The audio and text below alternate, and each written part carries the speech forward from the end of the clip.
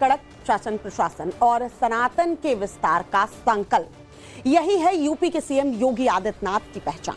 लेकिन इसके बावजूद योगी आदित्यनाथ विपक्षियों के निशाने पर हमेशा रहते हैं, खासतौर पर समाजवादी पार्टी के मुखिया अखिलेश यादव के। कभी अखिलेश योगी के स्टाइल पर, कभी कपड़ों पर, तो कभी योग पर सवाल खड़े करते हैं। वो मठाधीश और माफिया जैसे बयान भी दे चुके हैं। एक बार फिर महाकुंभ को लेकर योगी समाजवादी पार्टी के रडार पर आ चुके हैं। सवाल ये है कि कौन है योगी? एक योगी बनने के लिए कितना त्याग करना पड़ता है, कितना तप करना पड़ता है? एक रिपोर्ट आपको दिखाते हैं, देखिए और समझिए।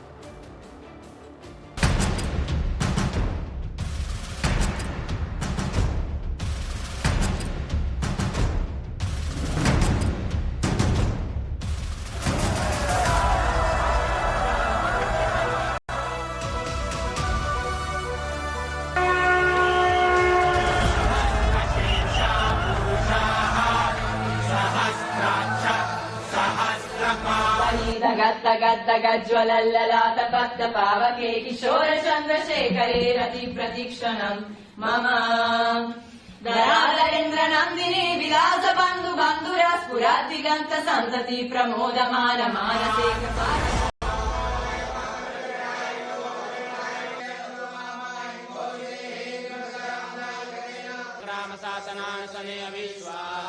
समय समय पे मैंने गंगा में स्नान लिया है। कम से कम वो भी शेयर करें जो दूसरों को कह रहे कि गंगा में नहाओ। जदा भुजंग पिंगल स्फुरत्तनामणि प्रभाकरं कुंकुमाद्रव प्रलिप्त दिग्वधो मुखे मदन। कुछ लोग गंगा स्नान इसलिए करने जाते हैं पुण्य के लिए, कुछ दान के लिए जाते हैं, और कुछ लोग जो पाप करते हैं अपने पाप धोने जाते हैं।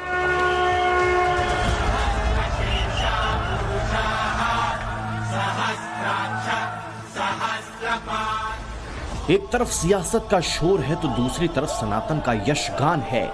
एक तरफ महाकुंभ पर समाजवादी सवाल हैं तो दूसरी तरफ योगी का सनातन संकल्प है। भगवा वस्त्र, भगवा विचार, राष्ट्र धर्म की बात और राम राज का विस्तार। अयोध्या से लेकर प्रयागराज तक आज योगी के इसी संकल्प और कर्तव्य पथ की साक्षी पूरी दुनिया बन रही है। लेकिन विरोधियों को इसमें भी खोट नजर आ रही है। 7,000 से अधिक संस्थाएं अब तक यहां पर आ चुकी हैं और मेरा मानना है, आज मैंने पूरे महाकुंभ एरिया का सर्वे किया है। प्रातःकाल से हम लोग देख रहे हैं यहां पर जो लोग आज संगम तट पर स्नान करने वाले श्रद्धालुओं की संख्या और यहाँ पे रहने वाले कल्पवासियों और अन्य संस्थाओं से जुड़ी हुई पूरी संख्या को अगर हम देखेंगे तो यह बढ़ कर के लगभग 1 करोड़ से अधिक लोग आज के समय में यहाँ पर मौजूद हैं। सवाल यही है कि क्या योगी राज में सनातन का यही यशगान समाजवादी पार्टी को चुभ रहा है? क्योंकि मिल्कीपुर से लेकर महाकुंभ तक समाजवादी पार्टी बेचैन दिखाई दे रही है। महाकुंभ पर लगातार सवाल उठाए जा रहे हैं, संगम के पानी पर भ्रम फैलाया जा रहा है। अखिलेश गंगा में डुबकी तो लगा रहे हैं लेकिन महाकुंभ में नहीं, बल्कि हरिद्वार में, वो भी एक जाने पहचाने तंज के साथ। समय समय पे मैंने गंगा में स्नान लिया है। कम से कम वो भी शेयर करें जो दूसरों को कह रहे हैं कि गंगा में नहाओ। कुछ लोग गंगा स्नान इसलिए करने जाते हैं पुण्य के लिए, कुछ दान के लिए जाते हैं, और कुछ लोग जो पाप करते हैं अपने पाप धोने जाते हैं। वैसे योगी पर अखिलेश का ये पहला वार नहीं, वो पहले भी योगी पर मठाधीश और माफिया वाला तंज कस चुके हैं। ऐसे में सवाल यही है कि आखिर योगी होने का मतलब क्या है और क्या योगी बनना इतना आसान है? आज टाइम्स नाउ नवभारत पर आपको बताएंगे कि कठिन जप, तप और साधना की भट्टी में तप कर कैसे निकलता है एक योगी आदित्यनाथ।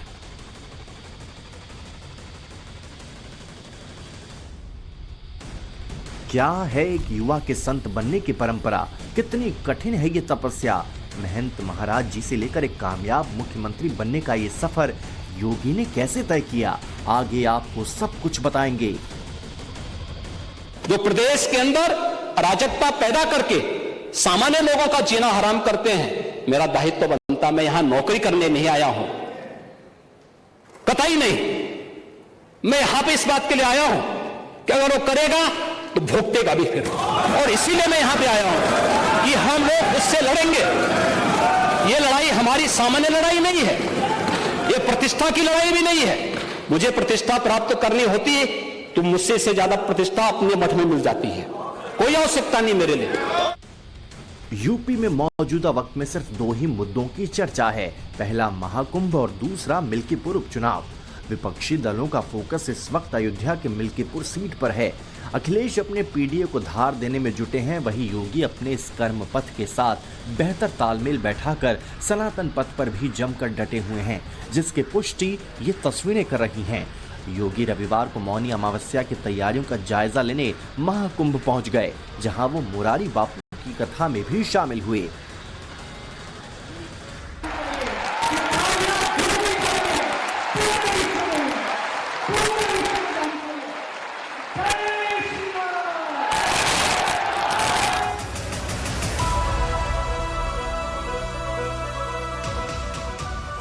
जिस महाकुंभ पर अखिलेश और उनकी पार्टी के नेता बार बार सवाल उठा रहे हैं, उसका योगी के लिए क्या महत्व है, उसे इसी बात से समझिए।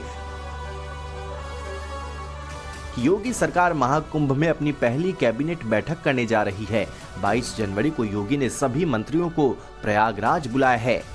महाकुंभ में होने वाली योगी सरकार की बैठक में प्रयागराज समेत उत्तर प्रदेश को कई खास सौगात वाली योजनाओं को मंजूरी दी जाएगी। इस बैठक में योगी सरकार के सभी मंत्री शामिल होंगे। इस कैबिनेट के लिए स्पेशल तारीख को इसलिए चुना गया है क्योंकि पिछले साल 22 जनवरी को ही रामलला की प्राण प्रतिष्ठा का कार्यक्रम हुआ था। ऐसा माना जा रहा है कि इसमें बुंदेलखंड एक्सप्रेसवे का विस्तार करते हुए चित्रकूट से लेकर 12 तक नए लिंक एक्सप्रेस का ऐलान हो सकता है। महाकुंभ में योगी कैबिनेट की बैठक का धार्मिक के साथ साथ सियासी पहलू भी हो सकता है, क्योंकि अयोध्या के मिल्कीपुर सीट पर उपचुनाव है, जो अखिलेश और योगी दोनों के लिए ही प्रतिष्ठा की सीट बन गई है। इस आलोक में कहा जा सकता है कि सीट को लेकर जहां एक तरफ अखिलेश पीडीए में फंसे हैं, जातिगत समीकरण मजबूत करने में जुटे हैं, वहीं योगी सनातन को मजबूत कर रहे हैं। वैसे सियासत से इतर देखा जाए तो धर्म और संस्कृति बीजेपी के कोर एजेंडे में रहा है, तभी तो महाकुंभ में पहले रक्षा मंत्री राजनाथ सिंह ने डुबकी लगाई और अब 27 जनवरी को गृह मंत्री अमित शाह के भी यहां आने की खबरें हैं।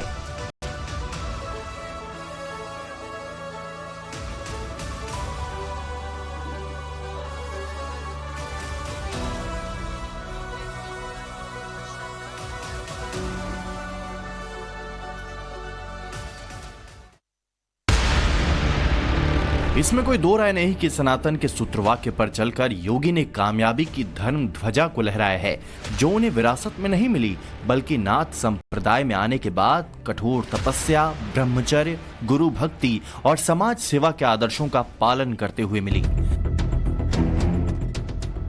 और शायद यही अखिलेश और योगी की राजनीति का सबसे बड़ा और भावनात्मक अंतर भी है। योगी सब कुछ छोड़कर राजनीतिक मिशन में उतरे, जबकि अखिलेश की सारी कोशिश समाजवाद के झंडे तले चल रहे पारिवारिक विरासत को बचाए रखने की है। ऐसे में जब अखिलेश योगी पर गंगा स्नान या फिर मठाधीश और माफिया वाला तंज कसते हैं, तो अजय सिंह बिष्ट के योगी आदित्यनाथ तक के सफर को जानना जरूरी हो जाता है। 3 बजे उठकर ही अपनी पूजा अर्चना, पीठ के दर्शन गोरखनाथ जी के करने के बाद अपने दैनिक दिनचर्या में जनता की सेवा में लग जाते हैं। सब दैव कृपा है, ईश्वर की कृपा है। जिसके ऊपर राम की कृपा है वो कुछ भी कर सकता है। स्वयं गुरु गोरक्षनाथ सब काम करते हैं, सब काम होगा क्योंकि वो योगी हैं। योग से सारा काम होता है। उनके एक एक विश्वास पात्र लोग हैं। ये है गोरक्षनाथ पीठ। इस पीठ के नाम पर गोरखपुर का नाम पड़ा है और इसी पीठ के महंत हैं योगी आदित्यनाथ। वो योगी जो साल 1993 में यहाँ उत्तराखंड से आए और बीते 32 सालों से सन्यासियों वाला जीवन बिता रहे हैं। योगी के साधारण से असाधारण बनने का सफर यहीं से शुरू होता है।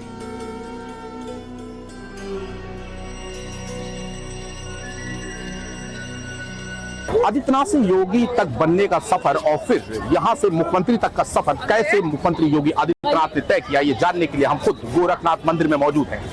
गोरखनाथ मंदिर में 1993 में योगी आदित्यनाथ उत्तराखंड से आते हैं और 1996 में अपने गुरु ब्रह्मलीन अवैधनाथ से दीक्षा लेते हैं और छोटे महंत कहलाते हैं। इसी मंदिर में मैं आपको दिखाना चाहूंगा कि वो छोटे महंत के तौर पर आते हैं और उसके बाद दीक्षा लेने के बाद 1998 में अपने गुरु अवैधनाथ के छोड़े हुए सीट पर 1998 में चुनाव लड़कर सांसद बनते हैं और सांसद बनने के बाद उनका सफर लगातार आगे बढ़ता है और 2017 में वो एक बार फिर उत्तर प्रदेश के मुख्यमंत्री के तौर पर शपथ लेते हैं और 2022 में दोबारा मुख्यमंत्री बनते हैं।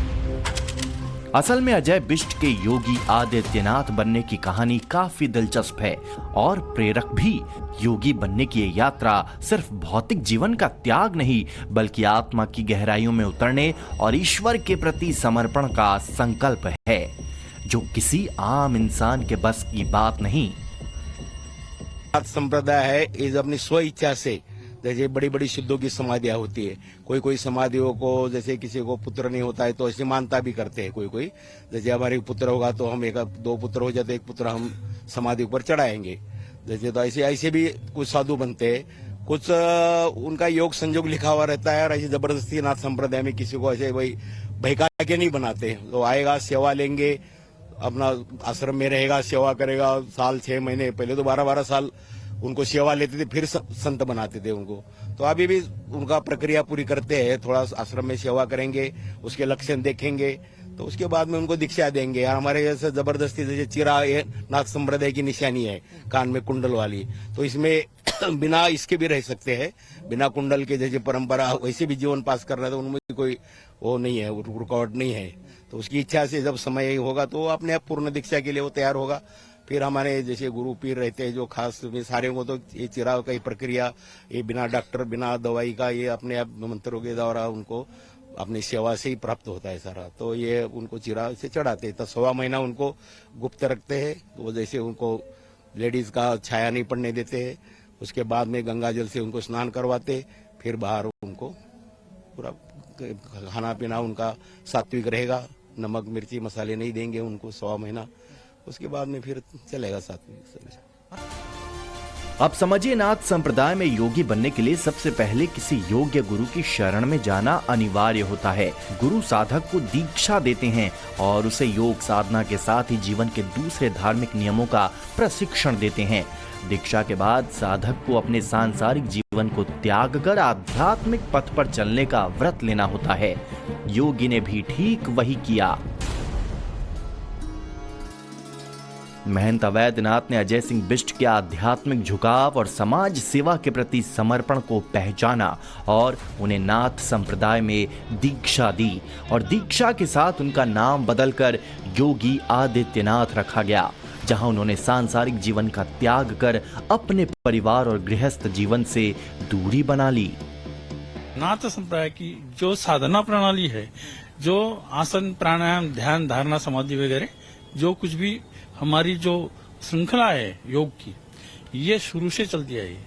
इसका आदर्श कबीरदास, गौतम बुद्ध, जितने भी संत है, इन्होंने गोरक्षनाथ जी के इस योग का अनुकरण करके ही उन्होंने अपनी बानियां बनाई।